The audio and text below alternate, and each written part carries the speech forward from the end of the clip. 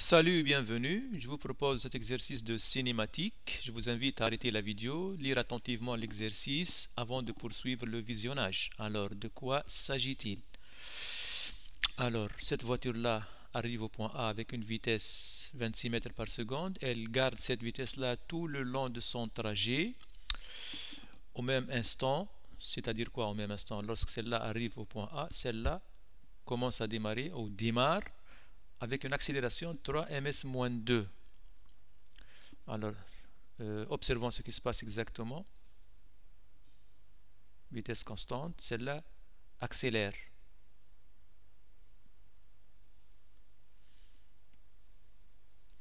Donc, il y aura un moment de croisement.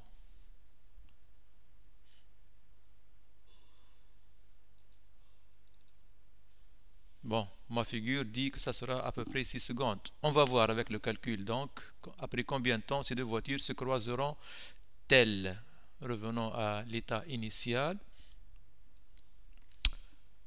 Alors, solution. La vitesse de la première voiture, elle est constante, elle est égale à 26 mètres par seconde. Comment je trouve l'équation horaire? Rappelons qu'on a trois expressions importantes qui sont la position en fonction du temps, la vitesse en fonction du temps et l'accélération en fonction du temps. Si on se déplace du haut vers le bas, qu'est-ce qu'on fait? On dérive. Du bas vers le haut, on cherche une primitive. J'ai la vitesse, la voilà, et je veux la position. Donc, dans ce sens-là, je cherche une primitive. C'est une constante, une primitive c'est 26t plus une constante. Alors, pour t égale à 0, x à 0, d'une part, c'est égal à c. D'autre part, alors, j'ai oublié de préciser mon origine des temps et mon repère espace. Origine de temps, c'est l'instant du passage de cette voiture par le point A qui est le même. L'instant du démarrage de cette voiture et mon repère espace, c'est le couple AI avec I, vecteur unitaire et dirigé de A vers B. Donc on a dit à cause de mon choix de repère, l'abscisse de A donc à l'instant 0, ça sera égal à C, ça sera égal aussi à 0. Si j'avais choisi par exemple mon repère B, I, avec ce vecteur I là dirigé de B vers A, alors le XA de 0 serait, alors cette distance là ça vaut combien? 210. Alors dans notre cas, vous êtes habitué à ce raisonnement-là. XA de t égale 26t. Alors, pour la deuxième voiture, je sais que l'accélération est constante. Mais pourquoi j'écris A égale moins 3, tandis que dans l'énoncé, on a A égale 3?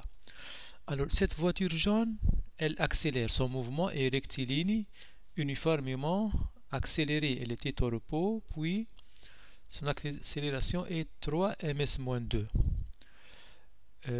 Puisque le mouvement est rectiligne uniformément accéléré, le vecteur accélération et le vecteur vitesse sont de même sens. Donc le vecteur accélération est de sens contraire au vecteur I. C'est pour cette raison qu'on écrit A égale à moins 3. Imaginez par exemple que cette voiture jaune vient de la droite et au moment où elle arrive au point B, elle freine. Lorsqu'elle freine, donc le mouvement devient ralenti et le vecteur accélération et vitesse seront de sens contraire. Vecteur vitesse vers la gauche, accélération sera vers la droite, donc de même sens que I, et la valeur qu'on va utiliser dans le calcul sera positive. Alors comment je passe de l'accélération à la position? Il faut une étape intermédiaire, n'est-ce pas? Donc j'ai l'accélération et je veux trouver la position. Donc une étape intermédiaire qui est la recherche de la vitesse.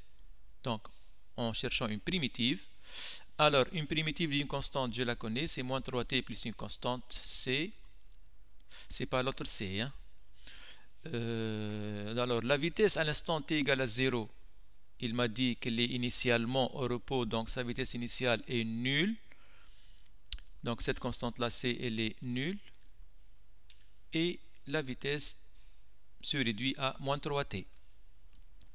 Alors, de la vitesse vers la position. de la vitesse vers la position. Donc une primitive, je cherche une primitive. Donc une primitive de t par rapport à t, c'est 1 demi t carré, donc moins 3 demi t carré plus une constante. Alors le xb à l'instant t égale à 0, d'une part c'est égal à c, xb de 0 c'est égal à c, et d'autre part l'abscisse de cette voiture-là, en se basant sur ce repère-là, c'est égal à 210. Donc la constante c c'est égal à 210, d'où l'équation horaire de la deuxième voiture. Alors maintenant elles se croiseront lorsqu'elles auront la même abscisse. Donc il suffit d'égaliser ces deux expressions.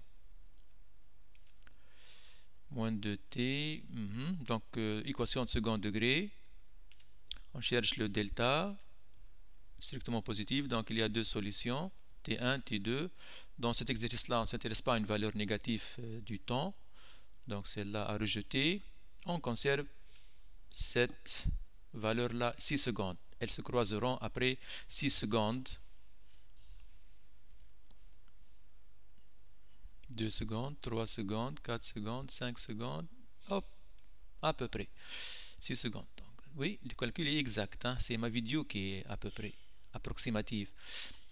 Alors, on a terminé, mais on peut ajouter une question, par exemple, lorsqu'elles se croiseront, quelle distance les sépare du point A ou bien du point B? Si c'était du point A, donc il suffit de remplacer le t par 6 dans n'importe quelle des deux expressions. Merci pour votre attention et à bientôt.